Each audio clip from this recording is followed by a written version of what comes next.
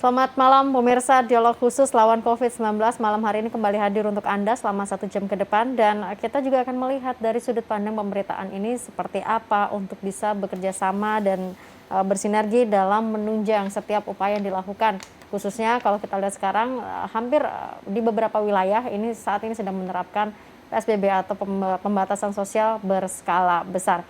Kita akan lihat dari sisi peran media dalam menunjang PSBB ini seperti apa. Hadir di studio JTV, Ketua KPID Jawa Timur ada Mas Afif Amrullah dan juga aktivis media Mas Doni Maulana Arif.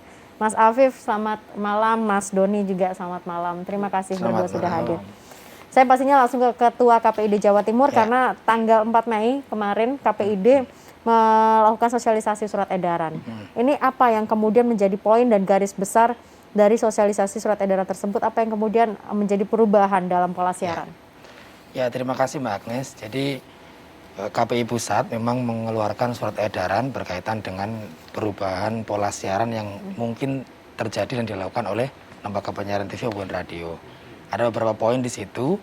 Yang pertama adalah bahwa biasanya lembaga penyiaran televisi ataupun radio itu kan seringkali melibatkan banyak orang gitu ya, sebagai penonton atau sebagai pengisi acara.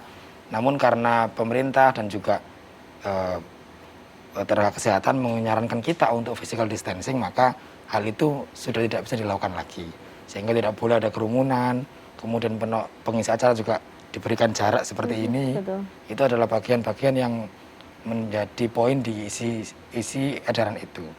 Lalu yang kedua adalah kita meminta agar lembaga penyiaran itu juga menjamin agar kru ataupun para jurnalis yang bertugas di lapangan itu juga mendapat perlindungan. Artinya mereka yang tidak bisa work from home kan, karena masih harus bekerja, masih harus melakukan peliputan. Ini harus dilengkapi dengan alat pelindung diri seperti masker misalnya, atau mungkin hand sanitizer, dan juga alat-alat yang lain yang bisa menunjang kegiatan mereka agar mereka tetap bisa bekerja, tetapi proses pekerjaan mereka juga tetap dalam perlindungan yang untuk keselamatan mereka. Jangan sampai kemudian teman-teman jurnalis, teman-teman insan penyiaran yang tidak bisa work from home, tidak bisa bekerja di rumah, itu kemudian mereka yang terpapar begitu. Lalu yang berikutnya adalah bahwa lembaga penyiaran ini adalah salah satu insan, salah satu pihak yang punya peran besar untuk ikut serta melakukan sosialisasi, memberikan edukasi tentang bagaimana pencegahan COVID-19 di masyarakat. Apakah dengan menayangkan ILM, layanan masyarakat, atau juga melalui program-program dialog, program-program berita yang sama-sama kemudian ini menjadi referensi bagi masyarakat agar semuanya bisa bersatu bersama-sama melawan corona ini dengan mematuhi aturan-aturan pemerintah, terutama dalam pelaksanaan PSBB itu. Saya pikir 3 hal itulah yang menjadi inti dari surat edaran dari KPI Pusat yang kemudian kami teruskan kepada seluruh lembaga penyiaran di Jawa Timur. Kalau catatan dari KPI di Jawa Timur, apa sudah ada mungkin pantauan bagaimana kondisi di lapangan jurnalis juga, apakah memang ada beberapa protap yang mau tidak mau itu membahayakan keselamatan dari jurnalis di lapangan? Ya, kalau pantauan saya atau pantauan kami di lapangan memang sebenarnya ada sih beberapa momen ketika kemudian physical distancing itu sulit dilakukan, terutama ketika doorstop. Ya, jadi ketika ada press release atau liputan, kemudian mereka harus mendekat kepada narasumber karena ingin menangkap kualitas gambar ataupun rekaman yang baik, itu kemudian kadang-kadang sulit untuk terhindar dari proses physical distancing seperti itu. Nah, hal itu yang sebenarnya mungkin memang perlu upaya atau perlu penataan ruang dan seterusnya agar jangan sampai apa yang kita khawatirkan terjadi begitu. Kalau dari teman-teman aktivis, Mas Doni ngelihatnya gimana? Karena beberapa waktu lalu sempat ada mengatakan kalau memang kita harus menjaga jarak, lalu kenapa pers konferensi itu masih harus mengundang banyak wartawan, banyak beberapa kegiatan yang sekedar seremoni itu masih terus dilakukan. Dan itu kan beberapa wartawan sempat melakukan protes terhadap hal itu kan, bahwa sampai sekarang konferensi pers saya lihat ada masih beberapa yang dilakukan meskipun dibatasi. Jumlahnya ada 15 tapi betapapun itu juga masih tetap konferensi pers. Dan memang media dalam kesempatan ini ketika kita bicara soal COVID itu tekanannya luar biasa. Ada 3 hal tekanan pertama, misalnya bicara soal ekonomi. Ini menjadi isu yang sangat luar biasa di seluruh dunia, Pak. Di Indonesia dan seluruh dunia, bahwa dengan adanya isu COVID ini, ekonomi turun, lalu kemudian iklan juga turun. Banyak kemudian media yang terancam gulung tikar. Di Australia sudah dilaporkan 60 media gulung tikar. Kemudian beberapa waktu lalu Dewan Pers juga mengajukan surat kepada pemerintah agar mendapatkan insentif, karena betapapun kos operasional media cukup besar, mau listrik untuk koran itu cetak segala macam. Tekanan kedua adalah media selain sulit mendapatkan iklan, tekanan kedua adalah bagaimana media ini dituntut untuk membuat semacam protap SOP agar menjamin para krunya itu bisa selamat, misalnya di tengah-tengah dia liputan corona.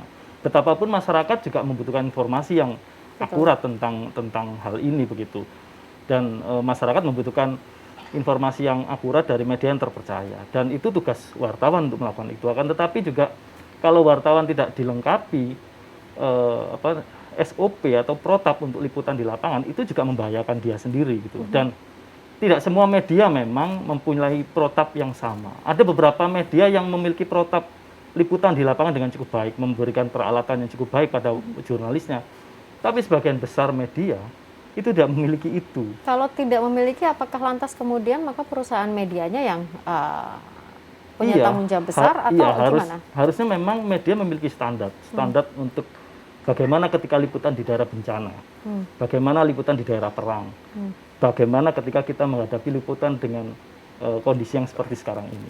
Seharusnya dia memiliki semacam standar guidelines, gitu, standard and practices yang diatur di media itu. Nah, itu artinya bahwa memang tekanan terhadap media juga ditambah lagi dengan itu. Belum lagi tuntutan masyarakat atas informasi yang berkembang di media sosial, di segala macam. Itu banyak yang hoax.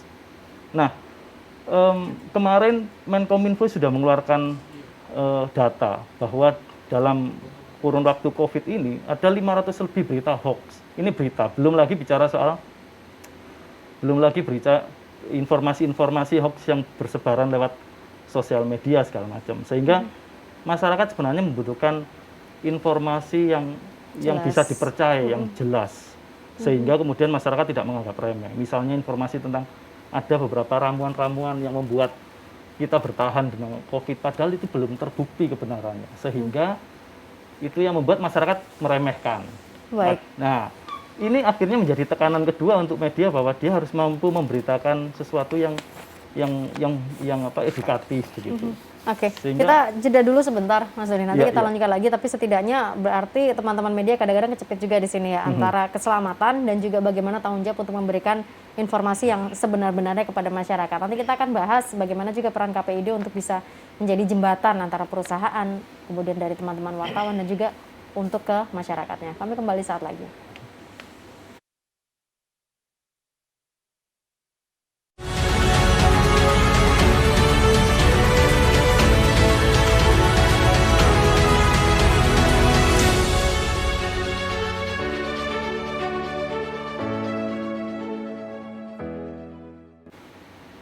Anda kembali bersama dengan kami, pemirsa.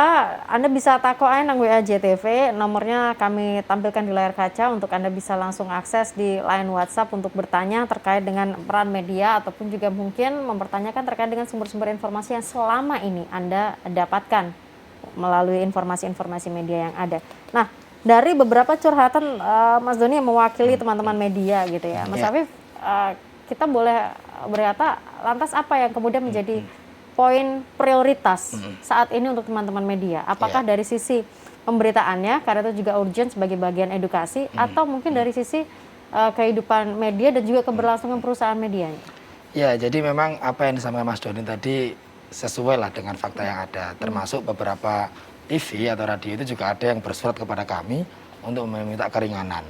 Keringanan pertama itu biasanya berisi tentang keringanan untuk penundaan pembayaran, karena di lembaga penyiaran itu ada kewajiban bayar ISR, izin stasiun radio, dan juga IPP. Dan itu sudah kami komunikasikan dengan Kementerian Kominfo yang akan ditindaklanjuti dengan Kementerian Keuangan, dan insya Allah itu berhasil, karena bersamaan dengan Dewan Pers yang tadi juga bersurat kepada pemerintah itu.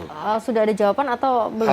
Sampai hari ini sih belum, tetapi kami terus berkoordinasi dengan kementerian dan mereka optimis ini akan segera dilakukan karena sama seperti dunia yang lain, dunia aspek yang lain yang kemudian memang butuh insentif di situ. Lalu yang kedua, pemberian keringanan itu juga peringanan dari aspek durasi siaran. Kalau misalnya sebelumnya siaran 24 jam karena ada wabah ini, kemudian mereka meminta keringanan atau memberitahukan bahwa ada pengurangan jam siaran yang sebelumnya 24 misalnya menjadi 18 dan seterusnya. Dan itu pun kami maklumi. Lalu yang ketiga adalah soal kesulitan dari produksi sendiri. Jadi kesulitan produksi itu sebenarnya tidak hanya karena ongkosnya tidak ada, tapi juga karena krunya harus WFH gitu ya, harus bekerja dari rumah. Lalu ada juga beberapa sebenarnya yang justru studionya ini sulit untuk diakses karena masyarakat sekitar pengen menerapkan pembatasan sehingga beberapa jalan aksesnya itu ditutup. Nah itu juga akhirnya berpengaruh terhadap kru yang akan masuk dan itu akhirnya beberapa program kemudian rerun. Tapi dengan surat tugas atau ID card seorang wartawan, apakah memang itu tidak bisa berlaku? Karena kan wartawan termasuk kategori yang dikecualikan untuk kadang-kadang masyarakat kan pengetahuannya nggak sama ya, sehingga bisa jadi di Surabaya oke lah diterima, tetapi kadang-kadang yang misalnya di Malang, di Trenggalek kah atau di mana itu yang kemudian belum bisa menerima itu dan akhirnya ada proses-proses produksi yang kemudian terganggu. Maka kemudian KPID sendiri juga akhirnya bekerjasama dengan banyak pihak untuk ikut serta membantu teman-teman media terutama lembaga penyiaran Jawa Timur. Pertama misalnya dengan kita membuat program bersama. Jadi kami bekerjasama dengan Masjid Al-Akbar Surabaya, dengan Dinas Kominfo Jawa Timur, memproduksi satu program ngaji online. Yang itu diproduksi setiap hari, di sore hari, kemudian disiarkan secara live melalui YouTube, dan kemudian itu di-relay oleh teman-teman TV dan radio. Kami juga tidak memberikan paksaan, tapi yang bersedia dan memang menganggap ini itu layak untuk disiarkan, termasuk juga bisa membantu mereka, maka mereka mendaftar. Dan itu sampai hari ini ada 14 televisi dan 54 radio yang kemudian merilai program ini karena mereka tinggal ambil linknya, kemudian ini disiarkan secara bersama. Nah yang berikutnya adalah dari internal kami sendiri juga akan merealokasi anggaran. Jadi anggaran yang dari Pemprov Jawa Timur yang ada di kami itu tentu beberapa program yang sudah kami rancang dari tahun lalu kan belum memasukkan unsur seperti yang sedang kita alami. Misalnya banyak pertemuan-pertemuan, banyak forum-forum, dan itu tentu akan kami kurangi.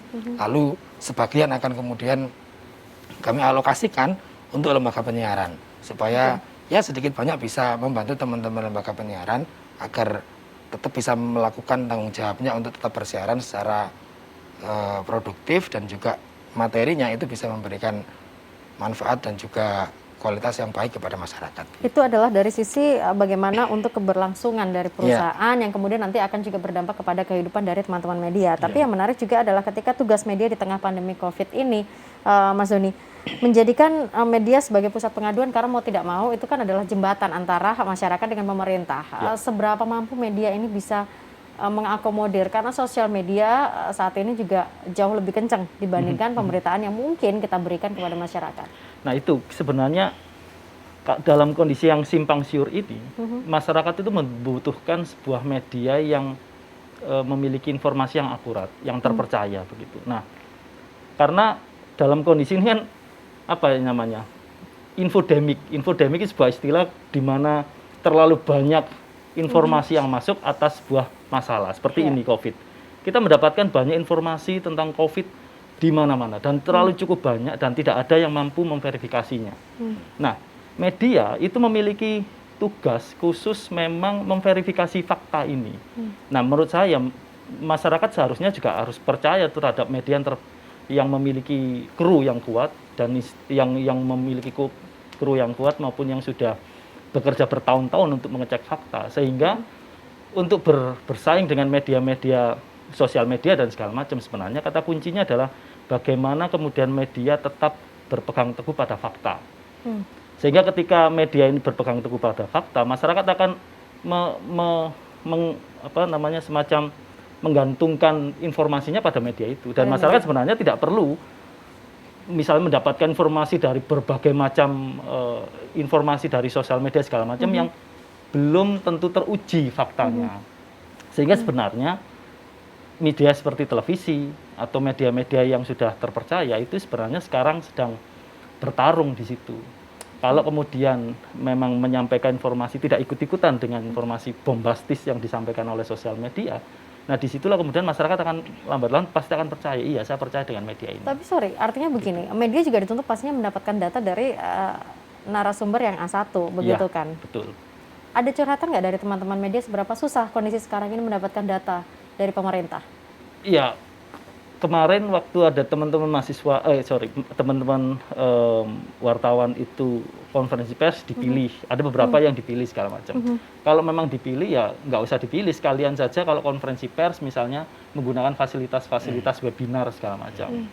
Webinar bisa tidak harus ketemu dengan wartawan, tapi kemudian bisa diakses wartawan melalui online begitu. Nah, itu sebuah pilihan yang masuk akal menurut saya. Dan yang kedua adalah narasumber yang memiliki pengetahuan terkait dengan COVID ini, ya seharusnya tidak menutup diri, tidak harus bertemu dengan wartawan, akan tetapi misalnya saja mengumumkan bahwa akan menyampaikan sesuatu melalui fasilitas webinar atau apapun namanya itu, sehingga bisa diakses oleh wartawan, sehingga wartawan mampu menyebarkan pada masyarakat secara jelas. Oke, kalau dari KPID melihat keterbukaan dari narasumber ini seberapa besar, karena itu kan juga menjadi salah satu bagian untuk bisa KPID jembatani. Apakah narasumbernya sudah terbuka atau belum kepada wartawan? Ya, kalau curhat dari teman-teman sih memang ada beberapa informasi yang kadang mungkin ditutup gitu ya. Tetapi tentu itu ada pijakannya, misalnya menyembunyikan identitas pasien atau identitas positif, atau kemudian menyembunyikan identitas tempat tinggalnya, itu karena ada perlindungan di situ. Ya dari situ yang kemudian teman-teman media sebenarnya pengen ada keterbukaan supaya masyarakat bisa mengantisipasi, tetapi dari pihak-pihak yang berwenang kadang-kadang memang belum bisa melakukan itu karena ada protokol yang memang harus mereka taati.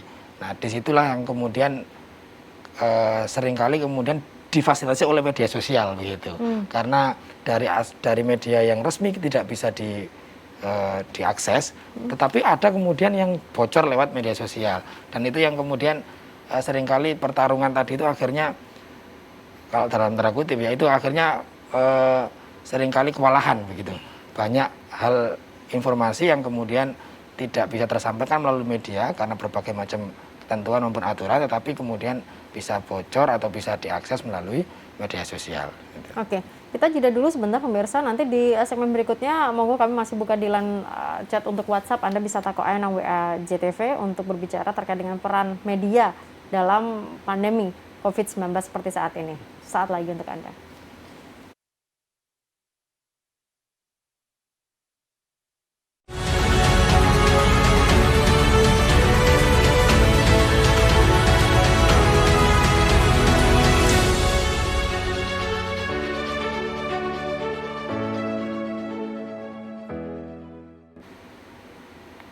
Ya, Anda kembali bersama dengan kami pemirsa. Takok nang WA JTV, kami buka untuk Anda bisa bertanya terkait dengan peran media dalam menunjang PSBB. Mungkin juga ada unek-unek yang ingin disampaikan oleh pemirsa terkait dengan berita-berita yang selama ini beredar di media-media yang terverifikasi ataupun juga yang kemudian harus bersanding dengan apa yang ada di sosial media. Kadang banyak info, ini sudah ada yang masuk, banyak info tentang COVID-19 bikin pusing, hoax atau bukan, susah membedakan. Oke, kemudian ada lagi teman-teman, mungkin boleh ditampung dulu. Masih banyak masyarakat di pedesaan yang kurang paham corona. Oke, ada lagi? Itu dulu ya. Kalau kita bicara tentang yang kurang paham, nanti monggo nanti dari KPID karena ini berbicara masalah jarak jangkauan dari media-media. Tapi kalau bicara hoax, kadang masyarakat ini bingung harus memfilter pemberitaan ini gimana ya. Karena pastinya satu media dengan media lain bahasanya nggak sama nih, penggunaan katanya tidak sama, dan mungkin itu juga menimbulkan persepsi yang beda dari masyarakat. Iya Mas Doni? Iya, memang kadar masyarakat yang terliterasi oleh media itu di Indonesia tidak banyak. Nah, Paling gampang sebenarnya begini, eh, masyarakat kalau mendapat informasi dari media sosial, kita lihat dulu sumbernya dari mana. Kalau sumbernya tidak jelas, ya sudah diabaikan saja. Mending kalau ingin mendapatkan informasi yang jelas, ambil saja 1 atau 2 media yang memang memiliki kredibilitas untuk itu. 1 atau 2 media. Iya. Tapi kadang-kadang ada media yang mungkin terverifikasi, tapi lagi-lagi karena masalah penggunaan kata yang mungkin berbeda atau kalimat dengan media yang terverifikasi lainnya. Dan itu juga mau tidak mau bisa menimbulkan Interpretasi yang berbeda. yang berbeda. Sepanjang faktanya sama, saya pikir tidak ada masalah soal oke. soal interpretasi, karena setiap orang akan menginterpretasikan macam-macam tentang fakta yang sama. Tetapi yang terpenting adalah faktanya. Yang kedua adalah kita lihat siapa yang menyampaikan itu. Kalau yang menyampaikan itu media yang sudah terverifikasi, yang sudah bagus begitu secara reputasinya, ya sudah dipegang saja media itu. Dan yang terpenting lagi, media juga harus mempunyai semacam sense of crisis, bahwa dalam kondisi semacam ini harus punya tanggung jawab kepada masyarakat menyampaikan informasi yang benar begitu. Kalau ada informasi yang dianggap memang tidak sesuai fakta di lapangan, misalnya di sosial media segala macam, itu bisa saja kemudian media menyediakan fact check atau fact checker gitu, mengecek faktanya seperti apa, kemudian diluruskan melalui media itu. Sehingga ini sebenarnya kesempatan bagi media-media mainstream untuk mengambil alih peranannya, bahwa kami adalah media yang terverifikasi, kami adalah media yang menyampaikan sesuai dengan fakta. Sementara media yang lainnya yang belum jelas, ya Anda harus hati-hati dengan media itu. Oke, sorry, kalau kita bicara tentang menampilkan informasi yang benar, mungkin sambil menunggu juga kalau misalnya ada pertanyaan atau sharing dari pemirsa, menampilkan informasi yang benar, lalu kemudian media juga dihadapkan dengan yang tadi sempat kita bahas, kesulitan untuk mendapatkan data. Apakah kemudian media juga harus menyampaikan fakta, kondisi apa adanya, bahwa data tidak terlalu open, tidak terlalu terbuka, atau gimana ya? Iya, nggak apa-apa di situ, sehingga kemudian ini akan membuat masyarakat yang memiliki data, yang memegang data, memiliki tanggung jawab juga untuk menyampaikan kepada media. Sehingga memang kita harus open, terbuka apa adanya. Kalau memang sulitnya mendapatkan data, disampaikan saja. Siapa yang mempersulit mengeluarkan data itu? Kalau memang data itu sesuai dengan kepentingan publik, saya pikir itu menjadi hak dari publik untuk mengetahui, dan hak dari media untuk menyampaikan kepada masyarakat begitu. Nah, kalau memang itu data dianggap rahasia, ya sudah, itu menjadi rahasia. Tetapi ukuran rahasia dan kepentingan publik ini kan harus kita perjuangkan dulu. Kalau memang ini memang betul untuk kepentingan publik dan masyarakat mempunyai hak untuk tahu tentang itu, ya kita harus perjuangkan untuk mendapatkan informasi itu. Oke. Lalu bagaimana untuk mereka yang ada di pedesaan, mungkin tidak terjangkau dengan era digital saat ini? Ya, kalau saya dengar cerita dari teman-teman sih memang kadang-kadang masih ada terjadi ya, yang misalnya di pasar masih biasa aja, kayak nggak ada apa-apa, di mana-mana juga masih biasa saja, dan mungkin ada 2 hal saya kira. Yang pertama mungkin memang ada tingkat kesadaran, jadi sebenarnya tahu, tetapi mereka memang kesadarannya tidak begitu kuat, sehingga memang mereka kemudian masih tetap melakukan pola kehidupan yang seakan-akan tidak sedang dalam tanda siaga begitu. Tapi yang kayak begitu sebenarnya kan bukan tidak terjangkau. Mereka sebenarnya juga punya handphone, punya akses digital, tetapi saya nggak tahu apakah informasi yang kurang banyak atau apa yang kurang ya. Kalau kita lihat misalnya di Surabaya dan Sidoarjo ya, yang sekarang sedang PSBB. Dan kalau kita lakukan lagi jalan gitu misalnya, perjalanan dari rumah ke sini, itu kan juga masih banyak orang-orang yang mungkin nggak pakai masker, kemudian masih berkerumun. Dan saya pikir mereka bukan orang yang tidak terjangkau tadi itu, tapi kembali ke kesadaran tadi itu. Nah, berkaitan dengan yang kedua, yang mereka yang memang masih di perdesaan, yang mungkin tidak terjangkau oleh informasi digital dan seterusnya, nah itu memang yang mungkin butuh kerja keras dari semua unsur. Saya pikir dengan adanya struktur yang dari RT, RW, itu adalah yang paling efektif menurut saya, karena mereka yang ada di garis paling depan untuk berkomunikasi dengan masyarakat. Nah, tugas kami di KPID itu kan ya melalui lembaga penyiaran tadi itu. Dengan banyaknya radio TV yang ada di Jawa Timur, itu kemudian kami manfaatkan betul untuk kita ajak bersama-sama melakukan sosialisasi tentang proses pencegahan corona ini. Misalnya Pemprov sendiri sudah membuat ILM, kemudian pemerintah pusat juga sudah membuat iklan layanan masyarakat. Nah, materinya ini kemudian kita share kepada seluruh lembaga penyiaran, kita berikan surat imbauan agar ini bisa ditayangkan, bisa diputar di masing-masing TV radio. Harapannya adalah mereka yang mendengarkan atau yang menonton TV itu bisa bisa mendapatkan informasi ini. Tapi memang tentu ada keterbatasan karena tidak semua orang menonton TV, juga tidak semua orang mendengar radio, bahkan mungkin ada juga yang tidak mengakses media sosial. Tapi ada yang sudah disemprit nggak? Artinya begini, ketika KPID kemudian fokus dengan ILM untuk kemudian keberlangsungan dari perusahaan dan juga membantu untuk jembatan dari edukasi itu, ada yang udah disemprit nggak dengan pemberitaan soal pandemi ini untuk beberapa media? Sampai hari ini sih belum ada. Sampai hari ini belum Artinya ada semua masih dalam track ya? Ya, semua masih dalam track. Justru karena yang agak kami teliti itu adalah soal rerun tadi itu. Artinya jangan sampai program yang ditayangkan ulang itu adalah program yang mungkin justru kontraproduktif terhadap situasi seperti ini. Oh, oke. Makanya biasanya dalam beberapa tayangan televisi itu ada keterangan bahwa proses produksi ini dilakukan sebelum penerapan physical distancing. Itu kan memberikan pesan kepada masyarakat bahwa apa yang tayang itu bukan sekarang gitu ya. Sehingga adanya kerumunan itu memang dilakukan sebelum masa ini. Dan memang juga beberapa sudah masuk kepada kami laporan dari masyarakat tentang itu, bahwa ini kok di TV masih kayak gini dan seterusnya, kan seakan-akan mencontohkan perilaku yang tidak sesuai dengan anjuran pemerintah.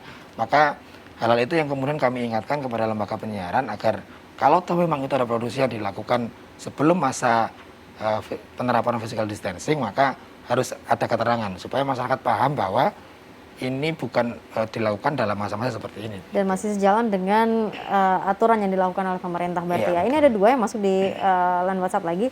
Dalam sikon seperti ini, media harus jadi validator dan klarifikator berita atau info yang ramai hoax. Dan kru media sebagai personal juga harus jadi narasumber info-info yang A1 pada masyarakat umum. Ini dari Mas Aris Widoyoko. Kemudian malam JTV melihat kondisi sekarang, apakah masih memungkinkan untuk perpanjangan PSBB atau akan ada kebijakan lain? Melihat masyarakat dengan otak yang bermacam-macam, ada yang bisa diatur, ada yang tidak. Kalau soal apakah perpanjangan PSBB atau kebijakan lain, tentunya bukan di ranah kita untuk menjawab. Kita masih tunggu bagaimana nanti dari pemerintah, tapi ini yang kemudian bisa kita diskusikan. Bahwa media harus jadi validator dan klarifikator. Bahkan kru media sebagai personal harus jadi narasumber info-info yang A1 pada masyarakat umum. Meskipun itu bukan kompetensinya, tetapi karena mungkin kita mendapatkan info dari narasumber-narasumber, akhirnya kita juga bisa menjadi narasumber. Begitu, Mas Doni? Bisa saja itu dilakukan. Bahwa memang yang pertama media itu harus mengecek fakta, validator. Harus memang ada beberapa media di luar negeri itu memiliki divisi khusus untuk fact checker, untuk ngecek fakta begitu, bahwa ini sesuai fakta atau tidak. Nah, disitulah kemudian ada yang memang khusus wartawan-wartawan melakukan fact checker ini mampu menjelaskan kepada masyarakat bahwa ini mana media yang mana berita yang hoax, mana yang tidak begitu disampaikan kepada masyarakat. Karena memang yang mampu mengakses informasi di lapangan itu wartawan. Sehingga wartawan di samping menyampaikan berita sesuai yang di lapangan, tapi sepanjang dia tahu, dia juga perlu menyampaikan kepada masyarakat. Wartawan nggak ada salahnya jadi narasumber. Saya dulu waktu masih di lapangan begitu, ya seringkali jadikan narasumber untuk melihat kondisi di lapangan seperti apa yang kita tahu pada posisi itu sebagai wartawan, sebagai narasumber untuk menyampaikan apa yang dia lihat, apa yang dia tahu soal fakta. Saya pikir tidak ada masalah soal itu. Nah, yang terpenting memang tugas dari media itu menyampaikan informasi yang sesuai dengan fakta, mampu menyaringkan kepada masyarakat bahwa yang kami suguhkan adalah informasi yang akurat, mampu menyampaikan pada masyarakat bahwa informasi yang kami sampaikan itu ada unsur edukasinya. Bicara soal COVID ada unsur edukasinya. Atau bahkan kemudian pada satu titik kemudian kita tidak mengkapitalisasi informasi ini untuk kepentingan misalnya menjadi isu yang bombastis segala macam. Nah, di sini kemudian peranan kita sebagai media untuk menjadi filter dan kemudian membantu misalnya menenangkan masyarakat dalam kondisi yang panik seperti sekarang. Media ini yang disampaikan Mas Doni dari tadi berarti untuk semua media yang terverifikasi ya, baik media elektronik, media yang televisi, koran, ataupun juga media yang media online. Iya, yang memang semua media artinya bahwa ini menjadi tanggung jawab bersama kita sebagai awak media begitu, apapun medianya, mulai dari online, cetak, radio, televisi, apapun, ini menjadi tanggung jawab bersama bahwa ini sebenarnya saat-saat penting untuk mempercayakan informasi masyarakat pada awak media begitu. Sehingga kemudian masyarakat akan percaya, iya, dengan banyak informasi yang tidak jelas maka saya akan menggantungkan kejelasan informasi itu melalui media yang terverifikasi. Baik, saya coba baca lagi untuk yang sudah masuk di line WhatsApp. Saya kadang ragu jumlah ratusan orang meninggal akibat COVID itu akurat atau tidak. Oke, ada lagi di line WhatsApp. Bagaimana memilih media yang sudah terverifikasi dan tidak condong pada pihak tertentu? Oke, ada lagi.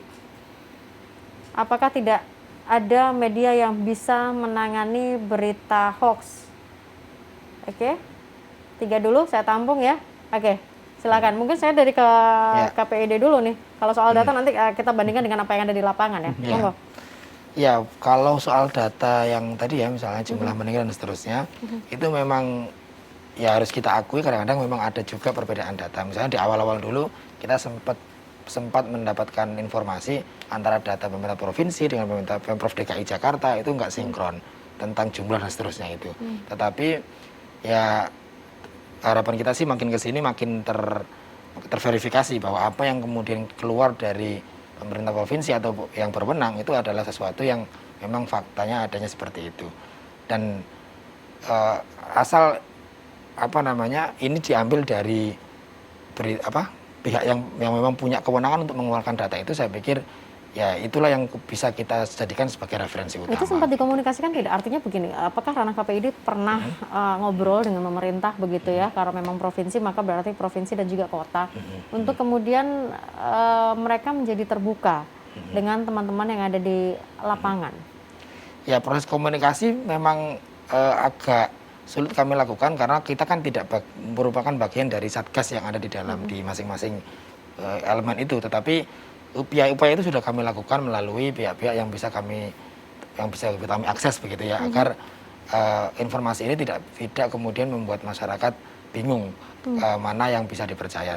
Tetapi saya kira begini, kalau panduan bagi masyarakat tentu media-media yang terverifikasi itu maksudnya adalah media-media yang resmi, yang jelas ada kantornya, kemudian ada izinnya dan seterusnya. Itu adalah media yang bisa kita percaya karena dia punya tanggung jawab. Dia tidak hanya sekedar mengeluarkan satu statement atau berita yang kemudian entah sumbernya dari mana. Tetapi kalau misalkan televisi, radio, kemudian koran, media online yang memang sudah ada keterangan dari Dewan Pers misalnya, itu saya pikir bisa dipercaya karena mereka terikat dengan aturan-aturan, terikat dengan kode etik jurnalistik, terikat dengan tanggung jawab sosial yang itu ada proses verifikasi di dalamnya. Tapi masyarakat tahu kan ya sebenarnya mana media yang terverifikasi, mana yang enggak. Mungkin dari nama medianya atau apapun itu. Karena kan memang ketika kita mengakses sebuah media kan kita tidak tahu media ini terverifikasi apa enggak. Kecuali memang media-media yang memang sudah tidak asing untuk kita. Mungkin ya tidak semuanya juga sayangnya. Sayangnya tidak semua masyarakat juga paham mana yang bisa media yang terverifikasi dan enggak. Misalnya kalau kita menemukan satu media, misal mohon maaf namanya misalnya majumundur.com misalnya begitu. Itu kan sesuatu yang mungkin kita belum pernah dengar ini media apa begitu ya, tetapi karena masyarakat bisa jadi tidak bisa membedakan sehingga langsung percaya terhadap media-media seperti itu. Tapi lain misalnya dengan media-media yang sudah biasa kita dengar dan ada reputasinya jelas, tentu itu bisa kita percaya seperti itu. Kalau dalam kondisi COVID seperti ini, ketika tadi ada yang bertanya tidak condong pada pihak tertentu, itu maksudnya gimana ya? Karena kan kita tidak sedang berpolitik, tidak ada pihak-pihak tertentu. Ketika kita menghadapi pandemi, pastinya cuma satu pihak begitu kan, masyarakat, pemerintah yang secara keseluruhan menjadi satu kesatuan. Apakah ketika masyarakat menanyakan itu pastinya ada pemikiran masyarakat bahwa jangan-jangan ini masih pro ini. Ya, kalau kita ikuti perdebatan di media sosial kan memang macam-macam isinya ya. Kemudian ada istilah konspirasi dan seterusnya. Nah, bisa jadi arahnya ke sana. Tetapi saya pikir dalam proses pemberitaan COVID selama ini, tentu kita semua kan punya musuh kita ini musuh bersama ya. Kita tidak ada lagi pihak-pihak mana. Betul, tapi sehingga satu tidak musuh. ada pihak ini, pihak itu. Saya pikir semuanya bersatu bersama-sama untuk punya peran, punya kontribusi dalam pencegahan atau mengatasi penyebaran wabah ini. Oke, nanti Mas Dani juga boleh menanggapi dari sisi aktivis media juga bagaimana teman-teman yang ada di lapangan. Kita hold dulu sebentar, kita jeda, kami kembali saat lagi untuk Anda.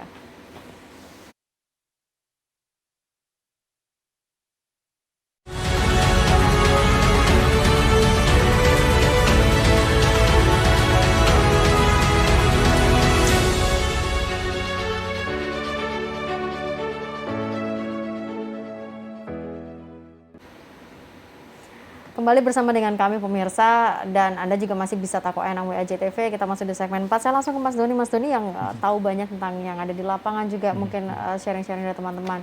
Ada banyak yang mungkin membuat teman-teman wartawan insting jurnalistiknya itu tergugah untuk kemudian mempertanyakan hal yang mungkin seperti kayak tadi ada konspirasi atau apa. Apakah yang kayak begitu tuh perlu dimunculkan, atau memang media bisa memilah, oh ini kayaknya tidak sejalan dengan pemerintah, begitu? Mana yang kita utamakan dalam sebuah pemberitaan, kepentingan siapakah begitu? Tapi sebentar, dari berita di TV katanya dana puluhan triliun dari pusat, tapi bansos kok tidak segera turun. Oke, ada lagi media yang bagaimana yang bisa dipercaya? Baik. Oke, saya mungkin tadi menanyakan itu dulu sebelum saya ke pertanyaan dari WhatsApp. Monggo, Mas Doni. Iya, kalau disitulah ujian media sebagai independensi, bahwa pelayanan media itu kepada publik, bukan pada pemerintah sebenarnya, kepada publik. Jadi harusnya semua based on kepentingan dari masyarakat ya. Jadi setiap ada informasi yang masuk harus diukur oleh sang jurnalis bahwa seberapa besar ini menyangkut kepentingan publik. Kalau memang ini menyangkut kepentingan publik, ya harus segera diberitakan begitu. Meskipun resikonya nanti akan menjadi musuh pemerintah kalau memang ternyata itu mau tidak mau sedikit mengkritik pemerintah. Iya, nggak ada masalah. Disitulah kemudian sikap independensi dari sebuah media. Karena memang loyalitas dari sebuah media seharusnya kepada kepentingan publik, bukan kepentingan golongan tertentu atau pada kekuasaan dalam waktu singkat begitu. Tidak di situ. Nah, menyambung beberapa kritikan, menurut saya pertanyaan-pertanyaan yang muncul itu juga bagian dari kritikan. Itu bagian dari refleksi beberapa tahun terakhir ini adanya konflik kepentingan sehingga media juga terbawa arus begitu. Dan ketika ada persoalan COVID ini, masyarakat kemudian sedikit merefleksi media mana yang kemudian patut saya percaya. Itu sebenarnya natural yang muncul di pikiran masyarakat kita karena persoalan masa lalu kemarin. Nah, di sinilah kemudian media harus membuktikan bahwa informasi yang disampaikan itu bebas kepentingan. Kalaupun ada kepentingan, semata-mata kepentingan publik, tidak lain. Karena ini menjadi musuh bersama. Dan media seharusnya ya bersatu untuk bicara tentang independensi, menggali data yang akurat. Kalau memang itu data penting untuk kepentingan publik, ya harus segera disampaikan. Di sisi lain, jurnalis juga harus melindungi dirinya, karena dia harus wawancara dengan orang, lalu kemudian ketika dia bertemu dengan orang lain, bisa jadi dia menjadi carrier dan lain sebagainya. Itu juga harus dipikirkan oleh awak media itu, baik medianya maupun pesan yang disampaikan. Itu sebabnya dalam hal ini, tekanan terhadap media itu menurut saya luar biasa. Ada tiga tekanan. Tekanan secara ekonomi, karena persoalan iklan, tekanan tentang SOP bagaimana dia bekerja, dan tekanan menampilkan informasi yang dibutuhkan oleh masyarakat. Mana tekanan paling besar, Mas? Tiga-tiganya menurut saya. Tiga-tiganya? Iya, kalau di ranking? Kalau di ranking ya memang tugasnya pada informasi. Kalau bicara iklan, ya sejauh mana equity atau nafas media itu bisa berjalan. Kalau misalnya kondisi ekonomi ini berjalan dengan baik, misalnya dalam kurun waktu 6 bulan, dia akan kembali pulih. Akan tetapi kepercayaan masyarakat terhadap media atas informasi yang disampaikan itu juga sangat penting, karena bisnis media sesungguhnya adalah bagaimana media mampu menampilkan integritas media dan menyampaikan informasi yang sesuai dengan fakta. Karena di situ ketika masyarakat percaya, maka kemudian banyak yang menontonnya dan iklan akan masuk dengan kita masih bermain dengan kecepatan nggak sih, Mas Doni? Karena dengan beberapa adanya media online yang terverifikasi pun juga pasti mereka bermain dengan kecepatan. Saya nggak tahu bagaimana dengan ketepatan yang ada. Kalau memburu kecepatan pasti ada yang dikorbankan, yaitu ketepatan. Nah, menurut saya memang ketepatan itu penting, karena bicara soal era sekarang, sehebat apapun wartawan tidak akan kalah, tidak mungkin bisa lebih cepat dari masyarakat yang ada di lapangan dengan sosial segala macam. Tapi persoalannya adalah sejauh mana masyarakat mampu memverifikasi pesan itu, mengelola pesan itu dengan baik sehingga disampaikan dengan masyarakat secara clear. Nah, aktivitas wartawan ini penting karena memang profesinya di situ, keahliannya di situ, sehingga sebenarnya kalaupun ada informasi di sosial media muncul, mungkin dia lebih cepat. Akan tetapi begitu kemudian terverifikasi oleh media yang secara secara baik, maka kemudian oh iya, ini menjadi reinforcement apa yang saya lihat kemarin. Kalaupun apa yang saya lihat kemarin itu ada yang salah, sudah diklarifikasi oleh media ini. Ya, itu menjadi istilahnya jawaban atas berita betul. yang muncul ya di Iya. sosial media ya. Kalau soal bantuan pemirsa, karena memang sekali lagi ini bukan ranah kita untuk menjawab, kita hanya bisa menunggu juga bagaimana fakta di lapangan untuk diberitakan oleh teman-teman media dan bagaimana informasi dari pemerintah untuk kemudian menjadi berita nanti ke depannya oleh teman-teman media. Mas Afif, ini yang menarik adalah 3 tekanan. Informasi oke lah, itu menjadi tanggung jawab mereka yang ada di lapangan. Kemudian soal iklan dan APD itu kan mau tidak mau masalah perusahaan. Sementara di sisi perusahaan juga kita tidak berbicara tentang pemasukan, pengeluaran juga ada. Ini gimana dari KPID untuk memfasilitasi itu? Apakah kelonggaran pajaknya, kemudian kelonggaran dari listriknya dan segala macam? Apakah kita media perusahaannya juga termasuk yang bisa dikategorikan terdampak dan butuh bantuan? Ya, saya pikir kalau bicara terdampak pastilah, karena industri media ini salah satu yang sangat terdampak dari adanya penyebaran ini. Makanya ketika waktu itu Presiden Jokowi mengumumkan tentang berbagai macam insentif untuk dunia industri, itu satu yang terlewat adalah media. Dan teman-teman media juga sudah menyuarakan itu, bahwa ternyata pemerintah mungkin belum memperhatikan industri media yang juga terdampak di dalam adanya wabah ini. Nah, makanya soal keringanan tadi juga sudah saya sampaikan di awal bahwa kewajiban-kewajiban yang seharusnya mereka penuhi seperti ISR, izin stasiun radio, kemudian pembayaran izin penyelenggaraan penyiaran, itu sangat mungkin akan dilakukan penundaan dan seterusnya. Kalau berkaitan dengan listrik misalnya, ya tentu harus ada pihak terkait yang harus kita ajak omong, misalnya dengan PLN tentang bagaimana proses ini bisa dilakukan. Yang jelas kalau keringanan listrik kan sudah dilakukan untuk mereka yang kalangan menengah ke bawah ya, terutama yang 900 dan seterusnya, itu ada 20% dan seterusnya. Tapi kalau industri memang sampai hari ini belum ada kebijakan khusus dari soal listrik tadi itu. Maka yang bisa kami lakukan sebagai lembaga yang bermitra dengan teman-teman lembaga penyiaran ya tadi itu, kita siapkan program bersama untuk bisa berkolaborasi sehingga mereka tidak perlu mengeluarkan ongkos produksi, tapi mereka punya materi yang bisa disiarkan, dan itu kita pantau bersama-sama, kita kawal agar kualitasnya baik dan tidak melanggar aturan yang ada di dalam dunia penyiaran. Lalu yang kedua juga tadi ada realokasi anggaran yang mungkin bisa kita lakukan, dan itu untuk sedikit membantu teman-teman lembaga penyiaran melalui beberapa program yang bisa kita jalankan bersama. Tapi sorry, meskipun mungkin ini agak sedikit geser dari teman-teman KPID begitu ya, sejauh ini yang dipantau oleh teman-teman KPID masih sehat semua kan untuk lembaga penyiaran yang ada di Jawa Timur? Sementara, atau mungkin ada yang sudah separuh nafas dan benar-benar butuh bantuan banget? Iya, kalau separuh nafas sebenarnya proses itu sudah berjalan agak lama ya, seperti yang mungkin juga dilakukan Mas Doni.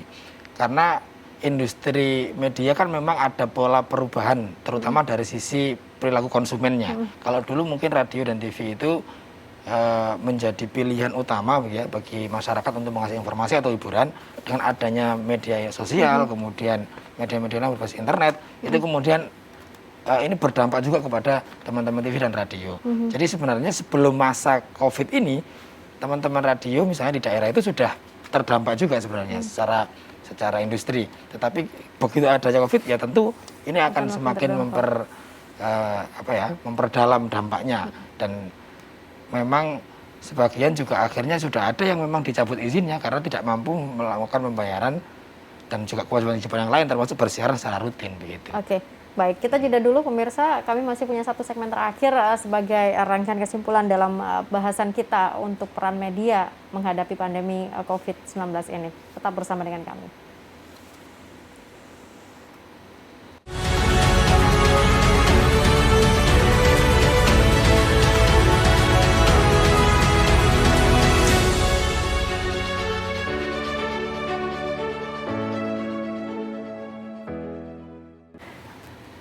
Baik, ternyata media ini punya dilemanya sendiri, mungkin tidak setenang yang dilihat oleh pemirsa ketika berita-berita itu muncul begitu ya. Ada banyak tekanan-tekanan tadi sudah disampaikan. Tapi sekali lagi saya ke Mas Doni dulu sebelum mungkin saya akan sampaikan ini kabarnya ada kabar gembira kalau disahkan rancangan bantuan insentif. Mas Doni, seberapa susah pemerintah saat ini mengeluarkan data yang diminta oleh teman-teman media teman-teman wartawan di lapangan? Iya, kalau misalnya begini, paling gampang misalnya. Kalau di Jakarta mungkin tidak begitu persoalan ya. Kalau di beberapa daerah misalnya, pemahaman pemerintah daerah terhadap keterbukaan informasi tidak sama. Gitu. Contohnya misalnya di provinsi kemarin ada sejumlah wartawan itu mengeluhkan ketika kemudian awal-awal dibatasi, kemudian terakhir dibatasi kalau ada konferensi pers dibatasi 15 wartawan begitu. Nah kalau di lapangan mengatakan kalau daripada dibatasi, mendingan nggak usah konferensi pers sekalipun. Kalaupun ada ya sudah melalui online cukup. Toh juga yang dibutuhkan wartawan bukan tatap mukanya, tapi informasinya, datanya. Statement yang bisa terverifikasi itu yang terpenting sebenarnya. Nah disitulah ini bicara soal paradigma. Ini masih satu contoh kasus. Di beberapa daerah yang lain itu juga mengalami hal yang sama dan keterampilan wartawan dalam menyampaikan informasi atau menggali informasi juga tidak sama begitu. Nah ini menjadi problem sebenarnya di lapangan. Oke, mungkin nanti dari teman-teman KPID juga bisa membantu terkait persoalan itu. Tapi sebelum kita tutup diskusi kita malam hari ini, saya mendapatkan info terkait rancangan bantuan insentif. Saya tidak akan baca semuanya karena ini cukup panjang. Tapi ini dilakukan oleh teman-teman yang bergerak di media, baik itu yang online, radio, televisi, ataupun juga yang konvensional begitu ya, dengan teman-teman Dewan Pers juga. Salah satunya adalah untuk menyelamatkan daya hidup pers nasional yang sedang menghadapi krisis ekonomi yang serius akibat pandemi COVID-19. Ada beberapa aspirasinya, yaitu untuk meminta insentif ekonomi untuk menopang daya hidup pers. Dan ini muncul 7 butir dengan poin-poin yang sudah tertera. Saya yakin Mas Afif juga sudah terima. Itu gimana ya? Permintaan yang ini apakah memungkinkan, termasuk mendesak negara memberikan kredit berbunga rendah, menanggung iuran BPJS ini dan segala macamnya, mensubsidi 50% begitu. Baik. Ya, saya pikir itu kan satu aksi yang dilakukan di tingkat pusat ya, dan itu kaitannya dengan pemerintah pusat. Soal mungkin tidak mungkin, saya pikir masih tetap mungkin saja untuk dilakukan, tetapi karena kewenangannya di tingkat pusat ya tentu kita tunggu bagaimana respon pemerintah pusat untuk bisa mengakomodasi atau mengakomodir apa yang disuarakan oleh teman-teman pers ini. Dan menyambung tadi yang sama Mbak Agnes bahwa apakah memang sangat butuh bantuan, ya memang fakta di lapangan seperti itu, dan seperti yang disuarakan oleh teman-teman media bahwa industri pers adalah salah satu yang sangat terdampak di situ, sehingga sementara mereka juga harus punya sekian ribu karyawan, atau juga mereka juga punya kewajiban untuk ada amanah informasi yang harus disampaikan, termasuk juga kewajiban bersiaran kalau bagi TV dan radio, dan itu memang butuh satu insentif dan juga kebijakan-kebijakan khusus dari pemerintah. Artinya tentu kami menyambut dan mendukung apa yang dilakukan teman-teman lembaga pers tadi itu, dan kita berharap mudah-mudahan ini nanti bisa dilakukan. Yang penting catatannya seperti yang disampaikan Mas Doni tadi, tantangannya adalah bagaimana kemudian pers tetap bisa menjaga independensi tadi itu. Di satu sisi mereka menerima bantuan dari pemerintah, tapi di sisi yang lain mereka juga harus bersikap independen untuk bisa menyampaikan apa yang perlu disampaikan demi kepentingan publik. Dan kepentingan publik menjadi tolok ukur utama dari kegiatan mereka di dalam melakukan pemberian informasi kepada masyarakat. Untuk saat ini independensi itu masih bisa dijamin ya untuk mereka-mereka yang terverifikasi ya, Mas Afif ya? Kalau berkaitan dengan COVID saya pikir masih bisa. Memang situasinya tentu berbeda kalau ini berhadapan dengan momen politik. Nah itu yang mungkin kita bisa berdebat di situ, bisa melakukan penilaian. Karena tapi mungkin ada banyak ranah abu-abunya di sana ya. Betul, tapi kalau soal ini soal kemanusiaan, soal kedaruratan, sehingga saya pikir independensi lembaga pers dan juga teman-teman media bisa kita percaya untuk itu. Oke, Mas Doni, mumpung di sini juga ada Mas Afif, apa yang ingin disampaikan mewakili teman-teman pekerja media? Iya, secara singkat. Tantangannya sekarang memang adalah bagaimana kemudian kita bersama-sama untuk menggali informasi yang akurat begitu, menyampaikan pada masyarakat secara baik begitu, mengedukasi, dan informasinya kemudian menjadi perekat kesatuan begitu antar masyarakat begitu, tidak kemudian memberikan stigma negatif pada korban dan sebagainya. Nah, salah satu kata kunci di sini sebenarnya ya kreativitas dan kolaborasi untuk meringankan beban agar tidak mengeluarkan kru yang cukup banyak begitu, dan kreativitas konten. Nah, menyangkut tentang misalnya tuntutan adanya insentif, ya salah satu poin kunci penting adalah nanti ya disitulah kemudian independensi media itu diuji dengan paradigma bahwa ini bukan pemerintah yang ngasih, tapi ini adalah uang negara untuk kepentingan publik. Gitu. Baik, Mas Doni, terima kasih. Mas Afif, terakhir dari sisi KPID, sekali lagi pesan untuk seluruh insan media secara singkat. Ya, tentu kami berterima kasih ya kepada teman-teman media yang sudah berjuang membantu kita masyarakat untuk mendapatkan informasi yang valid, yang terverifikasi, dan mari sama-sama kita menjaga diri kita agar tidak tetap menjalankan protokol kesehatan sebagaimana anjuran dari pemerintah atau tenaga kesehatan, agar perjuangan yang sudah dilakukan oleh teman-teman media ini bisa tetap dilakukan, dan kita terus mendorong agar negara punya keberpihakan terhadap teman-teman media sebagai salah satu garda terdepan di dalam memberi informasi kepada masyarakat. Oke, Mas Afif terima kasih, Mas Doni terima kasih. Mudah-mudahan sehat selalu. Amin. Secara fisik juga pastinya, dan juga pasti bisa terus memberikan informasi-informasi yang akurat, membantu pemerintah mengedukasi masyarakat dan juga membantu masyarakat mendapatkan setiap data dan informasi yang dibutuhkan. Terima kasih pemirsa untuk kebersamaannya dan juga setiap partisipasinya dalam line chat WhatsApp. Saya Agnes pamit, kita ketemu lagi di dialog khusus lawan COVID-19 berikutnya. Selamat malam, sampai jumpa.